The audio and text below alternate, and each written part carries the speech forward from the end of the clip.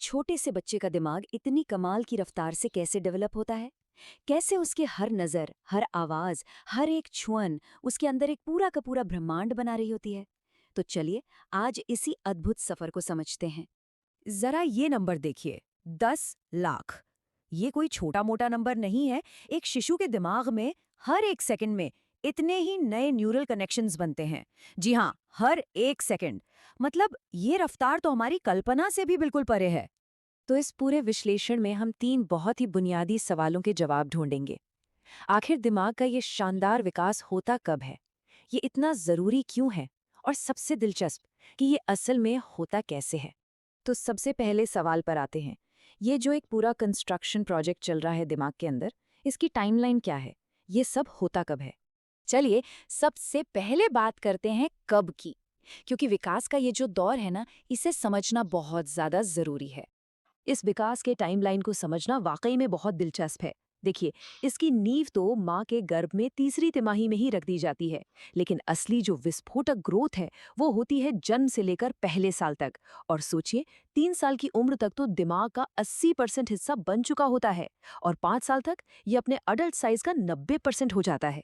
इसका मतलब साफ है, शुरुआती कुछ साल ही सबसे ज्यादा अहम है। और एक बात बिल्कुल साफ समझनी होगी, ये सिर्फ दिमाग के साइज के बड़े होने की बात नहीं है। असल में ये जिंदगी भर की लर्निंग, बिहेवियर और हेल्थ की जो बुनियाद है ना, उस मेन आर्किटेक्चर को बनाने के बारे में है। अच्छा, तो ये हमें हमारे दूसरे सवाल पर लाता है। आखिर दिमाग का विकास इसी तरीके से क्यों होता है? मतलब इस पूरी प्रक्रिया के पीछे का कारण क्या है? इसे समझने के लिए विकास के इन दो मॉडल्स को देखते हैं। एक होता है पहले से तय या प्री वायर्ड दिमाग, जो काफी कठोर होता है, और दूसरा होता है अनुभव पर निर्भर दिमाग, जो बहुत लचीला होता है। अब देखिए, इंसानी शिशु एक अधूरे दिमाग के साथ पैदा होते हैं, और यही चीज उनकी सबसे बड़ी ताकत है। ये उन्हें किसी भी माहौल में, किसी भी भाषा या कल्चर के हिसाब से खुद को ढालने की कमाल की क्षमता देता है। इस जादुई क्षमता के पीछे जो साइंटिफिक प्रिंसिपल है, उसे कहते हैं न्यूरोप्लास्टिसिटी। ये दिमाग की वो शानदार काबिलियत है जिससे वो अपने अनुभवों के आधार पर खुद को बदलता है, अपने रास्ते खुद बनाता है।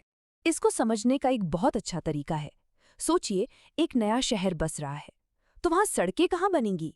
जाहिर है, वहीं बनाई और चौड़ी की जाएंगी जहां ट्रैफिक सबसे ज्यादा होगा।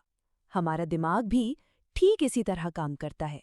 तो हमने कब और क्यों तो समझ लिया। अब आते हैं सबसे दिलचस्प सवाल पर, कैसे?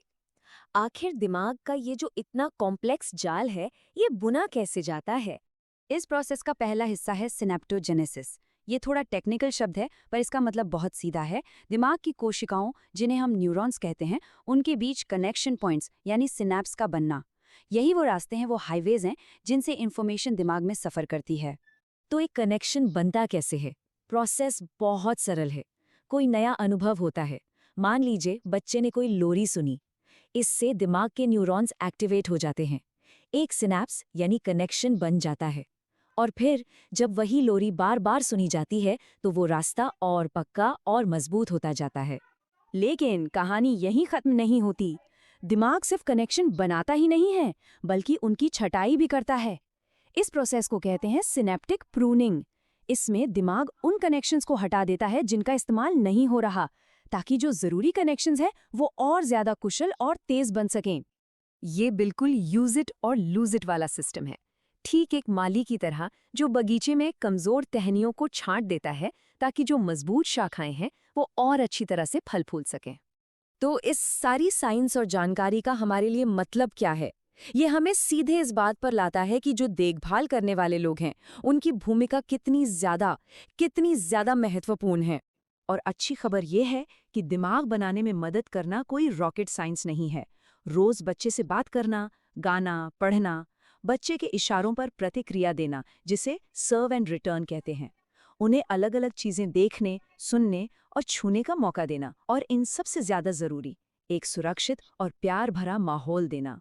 तो सबसे जरूरी बात यह है कि ये जो छोटे छोटे रोजमर्रा के पल होते हैं ना, यही एक मजबूत और शक्तिशाली दिमाग की नींव के पत्थर हैं। हर बातचीत, हर कहानी, हर बार गले लगाना, ये सब दिमाग के लिए एक एक ईंट की तरह काम करता है। तो आखिर में एक सवाल के साथ इस चर्चा को छोड़ते हैं।